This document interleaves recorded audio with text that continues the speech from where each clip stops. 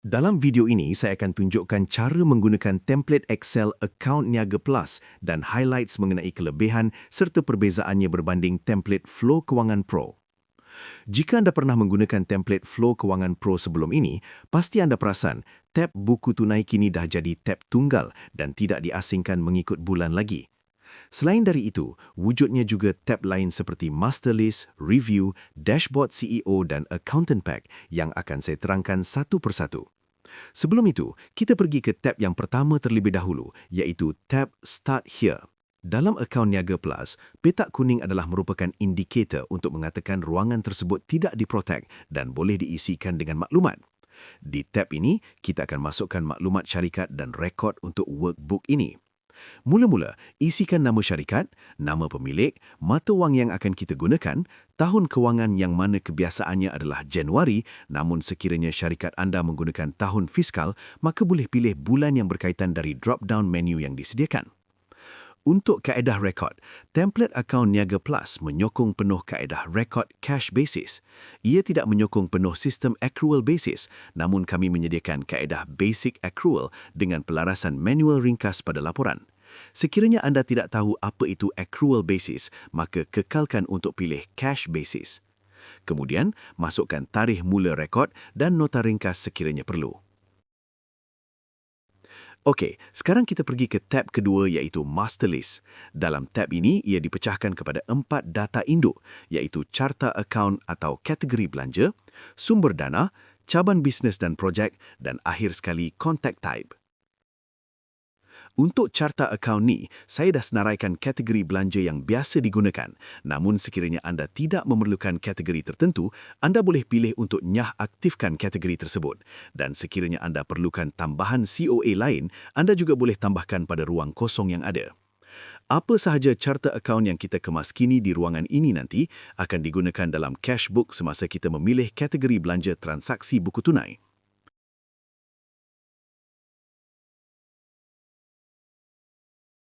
Kemudian kita beralih kepada Master List Sumber Dana. Di sini, kita senaraikan akaun kewangan yang digunakan dalam transaksi harian perniagaan kita. Jika anda mempunyai lebih dari satu akaun bank, boleh senaraikan semuanya di sini dan masukkan sekali baki permulaannya. Selain dari akaun bank, biasanya kita akan ada akaun petty cash atau e-wallet. Apa sahaja yang kita masukkan di bahagian ini nanti, ia akan terpamer pada drop-down menu dalam tab Cashbook semasa kita memilih sumber dana transaksi buku tunai. Bahagian business or project ini tidak wajib pada semua orang. Kebiasaannya, syarikat biasa hanya ada satu bisnes utama. Tetapi kepada usahawan seperti kontraktor atau solopreneur yang membuat pelbagai job freelance, mereka boleh mengasingkan setiap projek atau stream of income ini supaya kita boleh memantau progres dan keuntungan setiap projek atau bisnes secara berasingan. Dan terakhir sekali, section Contact Master, di mana di sini kita boleh masukkan list supplier, list customer, owner, loan provider dan sebagainya. Sekarang kita pergi kepada tab Buku Tunai Utama. Untuk menjadikan sistem ini user-friendly terutama kepada yang tiada basic perakaunan, jadi saya masih mengekalkan konsep sama seperti Flow Kewangan Pro yang mana akaun Niaga Plus masih mengekalkan sistem kemasukan akaun tunggal iaitu buku tunai. Dari data di bahagian ini nanti akan secara automatik menghasilkan report-report kewangan lainnya. Pada row berwarna biru ini, ia merupakan baki pembukaan yang diekstrak secara auto dari konfigurasi sumber dana di tab Master List sebelum ini. Transaksi buku tunai hendaklah direkodkan bermula pada baris ke-25. Untuk merekodkan pembelian bahan mentah, mula-mula masukkan tarikh, butiran, sumber dana, bisnes, pihak berkaitan, kemudian pilih COA berkaitan dan akhir sekali tulis jumlah transaksi. Jika anda perasan, pada COA sudah ada indikator untuk membantu anda menentukan sama ada transaksi tersebut harus ditulis dalam bahagian keluar atau masuk. Kemudian untuk rekodkan jualan juga sama, pilih COA jualan dan tulis pada kolom masuk. Untuk rekodkan pindahan antara akaun pula, tuliskan butiran sebagai contoh Maybank to Petty Cash. Untuk COA, pilih pindahan antara akaun. Kena rekodkan dua transaksi. Yang pertama, transaksi keluar sumber dana terlibat adalah Maybank dan transaksi masuk sumber dana terlibat adalah Petty Cash. Dengan cara ini, barulah aliran kewangan itu dapat direkodkan tanpa pertindihan dana. Untuk business or project atau kolom pihak berkaitan, hanya pilih untuk transaksi yang berkaitan sahaja. Untuk pastikan tiada kesilapan semasa merekodkan transaksi, sentiasa rujuk pada tab Review kerana pada tab inilah sistem akan mengesan kesilapan yang anda lakukan. Sebagai contoh, saya masukkan transaksi tanpa memasukkan tarikh dan COA. Cuba lihat apa yang dipaparkan di tab Review. Sistem akan menunjukkan bilangan isu sebanyak 2 dengan satu bilangan COA yang belum ditetapkan. Di bahagian transaksi tidak lengkap akan ditunjukkan pada baris input keberapa yang bermasalah dengan penjelasan apa yang perlu diperbetulkan. Dalam contoh ini, data pada baris ke-29 dengan mesej isi tarikh yang sah dalam format. Jadi kita boleh terus betulkan. Isikan tarikh yang betul untuk transaksi tersebut. Cuba lihat semula sekarang apa yang dipaparkan di tab Review. Sekarang bilangan isu sudah tinggal 1. Sekarang mesejnya adalah pilih kategori atau COA untuk transaksi ini. Dan setelah COA dipilih untuk transaksi tersebut, kita akan lihat tiada lagi isu yang dikenal pasti oleh sistem. Sebagai contoh lain, sekiranya anda memasukkan transaksi pembayaran gaji kepada pekerja tetapi anda tidak memasukkan data pihak berkaitan, sistem akan memaklumkan pada semakan bilangan transaksi yang patut ada kontak tetapi kosong. Scroll ke bawah pada bahagian section kontak disyorkan tetapi kosong. Di sini kita akan dapati row transaksi terlibat dengan mesej apa yang harus diperbetulkan. Bagaimana jika kita tersilap memilih pihak berkaitan ini yang sepatutnya adalah staf tetapi kita tersilap memilih pelanggan? Maka di tab Review, bilangan isu masih kekal ada 1 dan bila kita scroll ke bawah, isu akan disenaraikan di section Mismatch Staff Related dengan mesej gunakan kontak jenis staf. Jika kontak ini masih belum ada, create dulu data pekerja ini di tab Master List dan pilih jenis kontaknya sebagai staf.